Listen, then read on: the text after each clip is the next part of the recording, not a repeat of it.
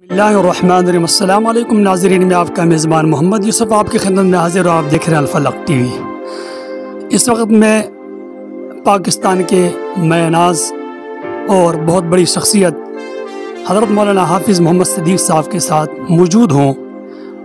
हम आज उनका मुख्तसर सा इंटरव्यू करने के लिए आए हुए हैं। हमें कुछ अर्से पहले पता चला कि वो अलील है, तो इनका शुक्रिया कि उन्होंने वक़्त दिया। हाफ़िज़ साहब की फ़राग़त तक़रीबन 1977 के अंदर है।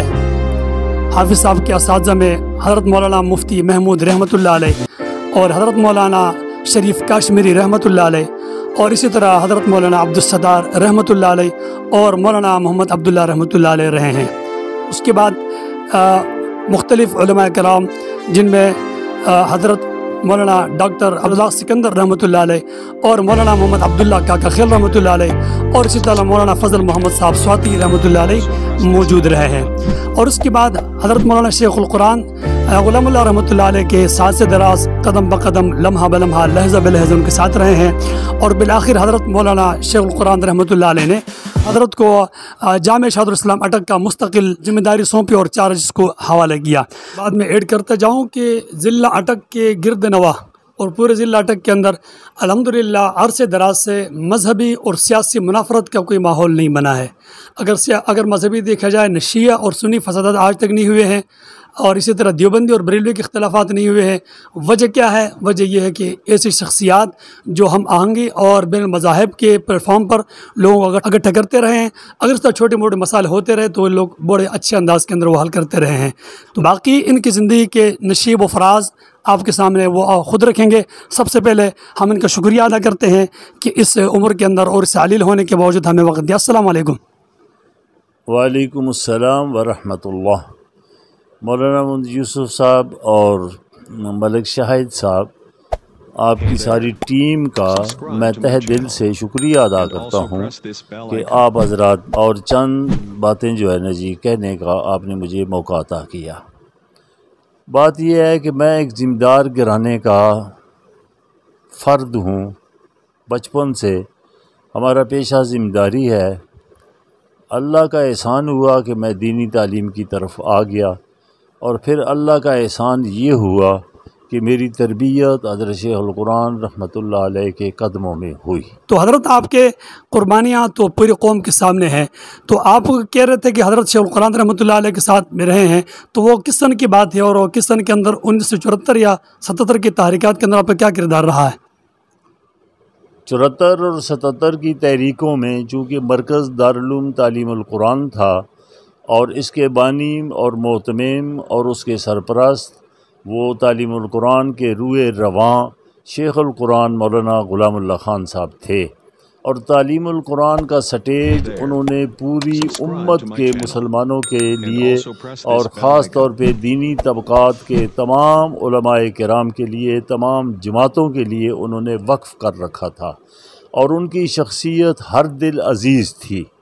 सारी जमातों में उनको बड़ी इज़्ज़त एहतराम से देखा जाता था और कोई भी किसी भी मसलक किसी भी जमात से ताल्लुक़ रखने वाला बंदा वो तालीमुल कुरान को अपना घर समझता था, शेखुल कुरान को अपना मुरब्बी समझता था।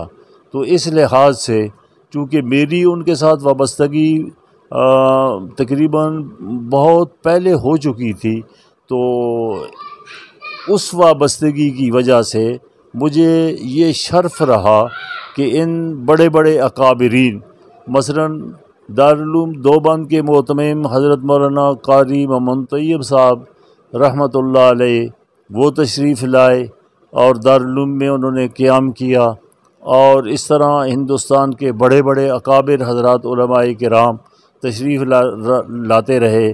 पाकिस्तान के नामवर उलमाए किराम मौलाना रसूल ख़ान साहब जामिया अशरफिया, मौलाना शेखुल हदीस मौलाना इदरीस साहब और जामिया अशरफिया के बड़े बड़े अकाबिर उलमा, वो जामिया बिनूरिया के अकाबिर और हज़रत मौलाना यूसुफ़ बिन नूरी रहमतुल्लाह अलैह शेखुल हदीस, वो तो आशिक़े रसूल थे और तहरीक की वो रूए रवान, ख़त्म नबूवत की तहरीक के वो रूए रवान थे और उनकी खिदमत में भी मुझे बहुत बड़ा मौका मिला।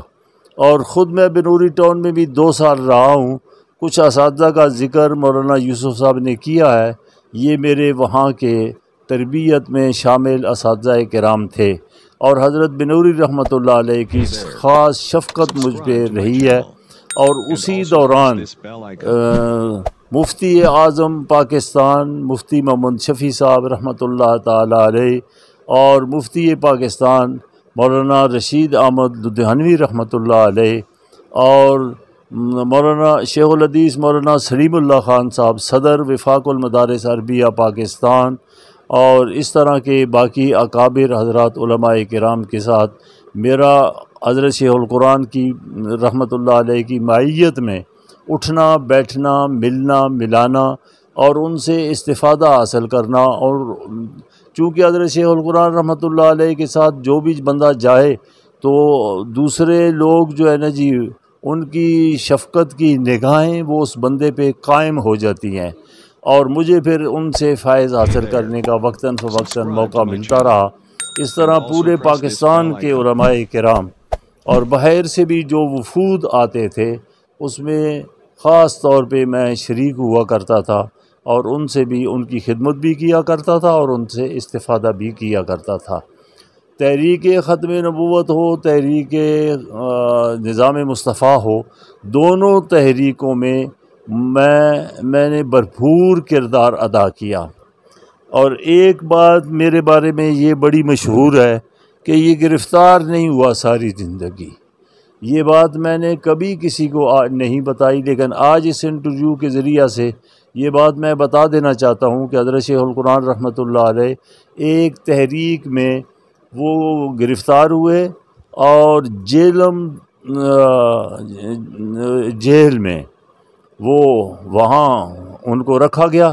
میں ملاقات کے لیے گیا تو مجھے کہا کہ صدیق آپ جائیں، آپ کام کریں اور کام میں سستی نہ کریں، لیکن گرفتاری سے اپنی جان بچائیں۔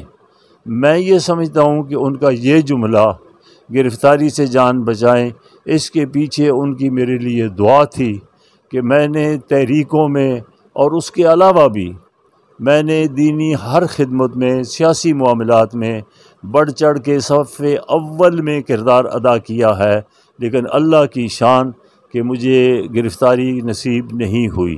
یہ میرے دل کی حسرت ہے، چلیں اللہ کبھی پوری کر دیں گے انشاءاللہ۔